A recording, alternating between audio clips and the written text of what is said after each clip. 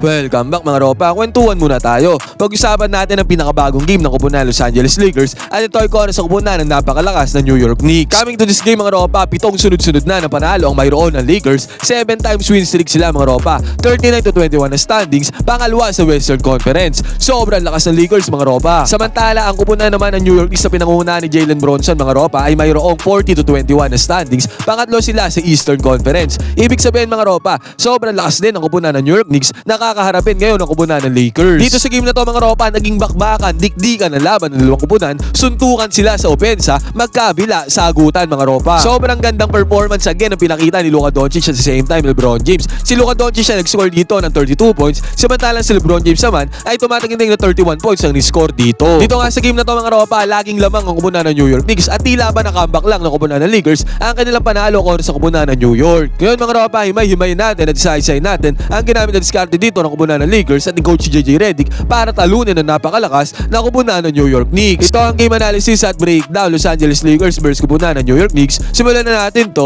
Okay, game. Ngayon mga ropa, dito sa game na to para sa kupunan ng Lakers, nagbabalik na si Austin Reeves sa lineup para Coach JJ Redick. At sa pagkakataon na to mga ropa, nagmintes ang tira dito ni LeBron James at hindi naman na-box outan dyan. Kitang-kita natin dito si Dorian Finney-Smith at tumatakbo dito sa may right side baseline. Ang resulta tuloy nito mga ropa, easy 2 points yan para kay Dorian Finney-Smith. Walang kahirap-hirap, basket is good. Nagmintes naman ang tira dito ng kupunan ng Lakers sa pagkakataon na to at nakakuha dyan ng fast break ang kupunan ng New York Knicks. Easy 2 points naman para sa kupunan ng New York Knicks. Ngayon mga ropa, dito sa first quarter, dikdikan ng laban, dikitan ng laban, suntukan ng opensa ang dalawang kupunan, nagpapalitan lamang sila ng puntos. Pero para sa kupunan ng Lakers mga ropa, ang naging main problem nila sa kupunan ng New York Knicks ay walang iba mga ropa kung hindi ang all-star player ng kupunan ng New York na si Jalen Bronson. Tumataginting na 39 points ang dinala ni Jalen Bronson dito sa game na to at hindi siya mapigilan dito sa depensa ng kupunan ng Lakers. At sa pagkakataon na to mga ropa, good defense pa ang ginawa dito ni Jared Vanderbilt. At dahil dyan mga ropa, nakakuha ng steal ang Lakers, fast break ni Jared Vanderbilt. Easy 2 points para sa kanya, defense turns into offense para kay Jared Vanderbilt, basket is good. Sumagot naman ang kupunan ng New York dyan mga ropa, kitang-kita natin dito si Jalen Bronson nagmamando ng bola dito sa may ibabaw.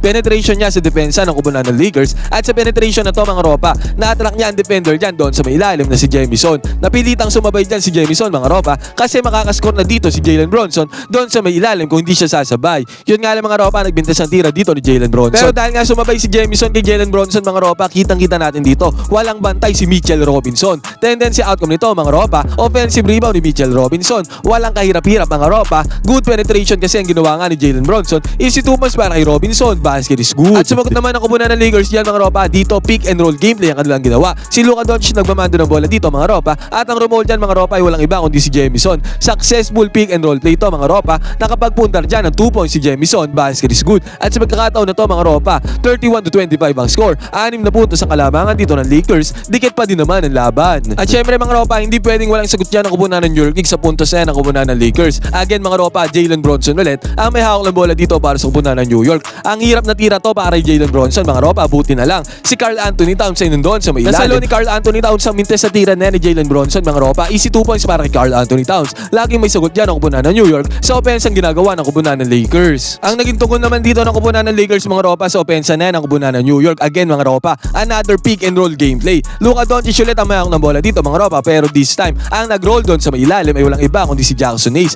Na-attract ni Luka Doncic dito ang dalawang defender ng kupunan ng New York Knicks. Yun nga lang mga ropa, walang close-out defense sa may ilalim ang kupunan ng New York. Tendency outcome tuloy niyan mga ropa, open na open si Jackson Hayes na nag-roll doon sa may gitna. Open din yan mga ropa, pasa ni Luka Doncic, easy 2 points sa rundar dyan ni Jackson Hayes, walang kahirap-hirap, basket is good. At ito ba mga ropa, another one ulit dito, transition offense sa kupunan ng Lakers. Luka Doncic ang mayawak ng bola at tumatakbo si LeBron James dito sa may gitna mga ropa, kaya ang ginawa lang ni Luka Doncic dito, binigay niya lang yung bola kay LeBron James, walang humarang dyan na defense kay LeBron James mga ropa. Walang resistance yan ng kupunan ng New York Knicks mga ropa, parang natakot sila kay LBJ. Resulta nito, easy 2 points tuloy ang nagawa dyan ni LeBron James, basket is good, easy money para kay LBJ. Pero sa pagkakataon na yan mga ropa, kahit bumubulusok sa offense ang kupunan ng Lakers, lamang pa rin dyan ang kupunan ng New York Knicks, 57-49 ang score. Sa pagkakataon nga na to mga ropa, si Jalen Bronson na may hawak ng bola para sa kupunan ng New York Knicks. At sa pagkakataon na to mga ropa, mauubos na yung oras dito sa may second quarter, lamang nga dyan ang kupunan ng New York. At nagmando nga ng bola dito si Jalen Bronson mga ropa at nag-end up to sa kamay ni Karl Anthony Towns dito sa may right side corner 3-pointer. Pukol ni Karl Anthony Towns ng 3-pointer dyan mga ropa, successful gameplay para sa kupunan ng New York Knicks. Dahil dyan mga ropa, 60-49 na ang score, 11 points sa kalamangan dito ng kupunan ng New York. Pagtatapos ng second quarter, sabi ko nga sa inyo mga ropa,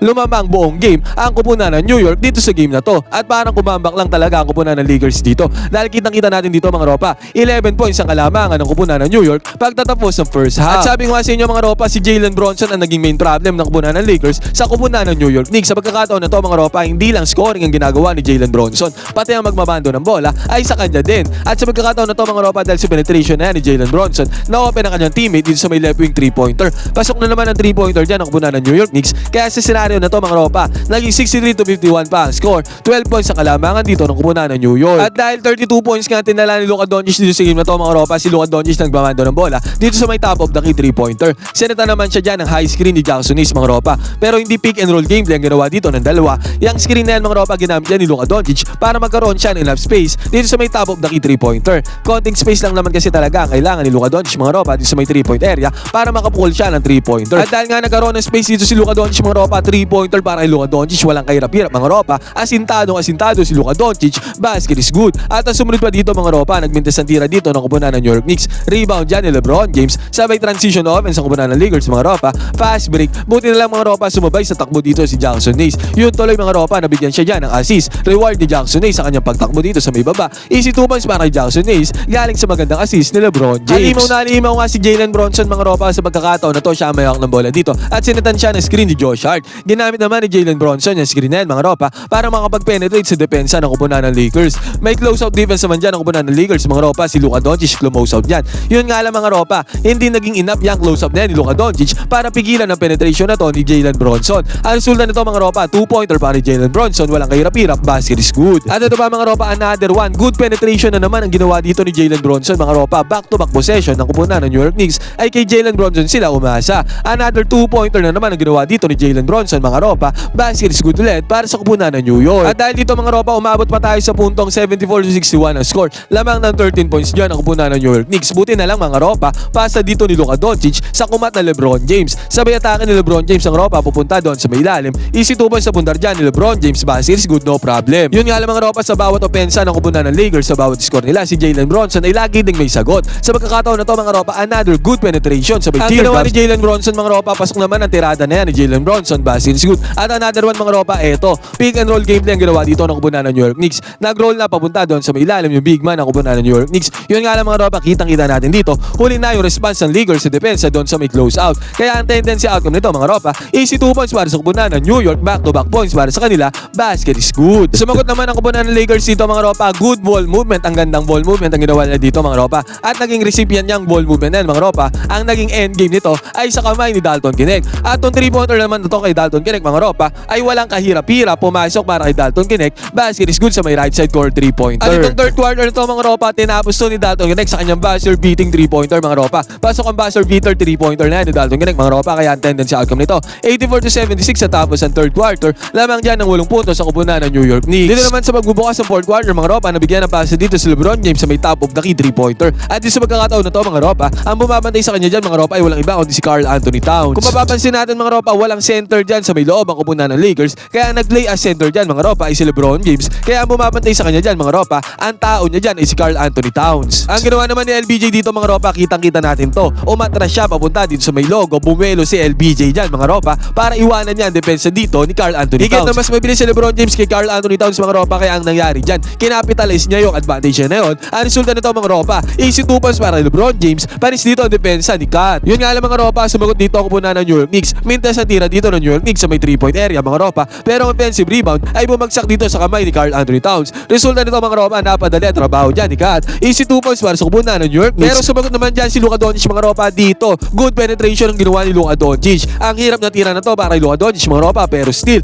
pumasok ang tira na yan ni Luka, basket is good para sa kupunan ng Lakers. Pero sumagot naman dyan ang kupunan ng New York Knicks mga ropa, sagutan nga sila dito si Mikal Bridges naman ang nakakuha ng mid-range jumper dito mga ropa para sa kupunan ng New York, basket is good para kay Mikal Bridges. Sumagot naman ang kupunan ng Lakers dyan mga ropa, sabi ko nga sa inyo, sagutan na to. Akala ko nga mga ropa, ibabasa ni Luka Doncic yung bola papunta kay Jackson Hayes doon sa may ilalim, pero ang ginawa niya mga ropa, kinik out niya yung bola dito sa may left side court 3-pointer papunta kay Dalton Knecht. Buti na lang mga ropa, umatake dyan si Dalton Knecht. Successful penetration naman yan para kay Dalton Knecht mga ropa, easy 2 points para kay Dalton Knecht, basket is good. At ito mga ropa, ang ganda nito, another one ulit dito para sa kupunan ng Lakers. Sa pagkakataon na to, good penetration ang ginawa dito ni Luka Doncic, sabay kick out niya ng bola papunta kay Gabe Vincent sa may right side court 3-pointer. Ang bilis ng tira na to ni Gabe Vincent mga ropa, resulta niyan, pasok para sa kupunan kupunan ng Lakers. Take note mga ropa, ang ganda ng nilalaro ni Gabe Vincent sa mga past games sa kupunan ng Lakers. At isa na nga tong game na to mga ropa kung saan sobrang laki ng ambag ni Gabe Vincent para sa kupunan ng Lakers. At pagkatapos pa nito mga ropa, pick and roll gameplay ulit ang ginawa dito ng kupunan ng Lakers. Syempre mga ropa, Luka Doncic ang mayroon ng bola dyan at sinitan siya ng screen dyan ni Jackson Hayes. Ang nangyari dito mga ropa,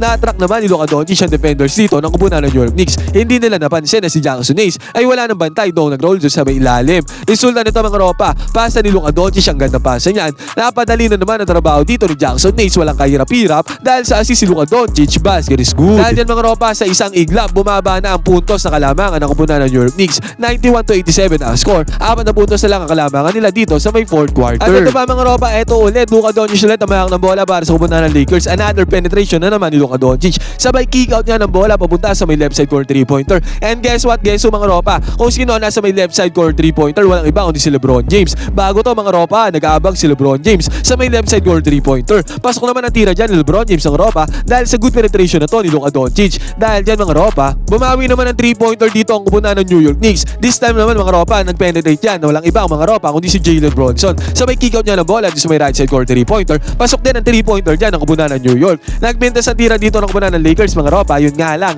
yung offensive rebound ay napasa kamay dito ng kupunan ng Lakers. At nag-receive yan ang base niyan mga ropa ay si Gabe Vincent mga ropa. Another one kay Gabe Vincent na naman. Pasok na naman ang 3-pointer dito ni Gabe Vincent. Sabi ko nga sa inyo mga ropa, ang ganda na ng lalaro ni Gabe Vincent para sa kupunan ng Lakers. Parang ito na yung Miami Heat Gabe Vincent. Yun nga lang mga ropa, si Jalen Bronson ay bumawi doon sa may kabila. Pasok ang tira dyan ni Jalen Bronson mga ropa, may kasama pa yung foul. At dito mga ropa, sa possession na to ng kupunan ng Lakers, si LeBron James naman ang tumirada dito. Nag-handoff ng bola dito sa may top of the key 3-pointer. Kitang-kita natin dito. Enough space agad yan mga ropa at kinapitalize agad ni LeBron James sa pagkakataon na yan. Mabilisan niyang pinukol ang 3-pointer mga ropa at ang resulta ng mga ropa, pasok ang 3-pointer para ni LeBron James. Pero dito sa may transition offense sa kupunan ng Lakers mga ropa, nagkaroon ng pagkakataon dito na kung saan another one ulit. Si Gabe Vincent na naman ang tumirada para sa kupunan ng Lakers. Pasa dito kay Gabe Vincent sa may right side court 3-pointer. Agara naman pinukol ni Gabe Vincent yung 3-pointer na yan mga ropa. Ang resulta niyan mga ropa, pasok na naman ang tirada ni Gabe Vincent. At dahil dito mga ropa, nagkaroon pa ng opportunity dito si Jalen Bronson para makasalaksak sa kupunan ng Lakers. Nakuha pa siya dyan ng foul mga ropa, tendency outcome niyan. Naging all 99 ng score. Matapos tong fourth quarter, nag-overtime pa dito mga ropa. Pero doon sa overtime mga ropa, doon na hindi pinaporma ng kupunan ng Lakers ang kupunan ng New York Knicks. Kinapitalize ng kupunan ng Lakers na kung saan mas nangibabaw ang kanilang opensa mga ropa, hindi nakasagot yan sa opensa, hindi napantayan ang opensa ng kupunan ng New York Knicks. Ang opensa ang ginawa ng kupunan ng Lakers dito sa may overtime. Kaya ito napakagandang game na to mga ropa, nagtapos to sa score na 113-109. 4 na puntos na rin kalamangan dito ng kupunan ng Lakers. 8 winning streak na ang kupunan ng Lakers mga ropa, 8 sunod-sunod na panalo. Parang wala nang tatalo sa kupunan ng Lakers mga ropa, 40-21 ang kanilang standings. Pangalawa pa rin sila sa Western Conference. Ngayon mga ropa, ano masasabi nyo dito sa game na to ng kupunan ng New York Knicks kontra sa kupunan ng Los Angeles Lakers? Pwede kayo mag-comment dyan sa baba ng inyong opinion, magkwentuhan tayo.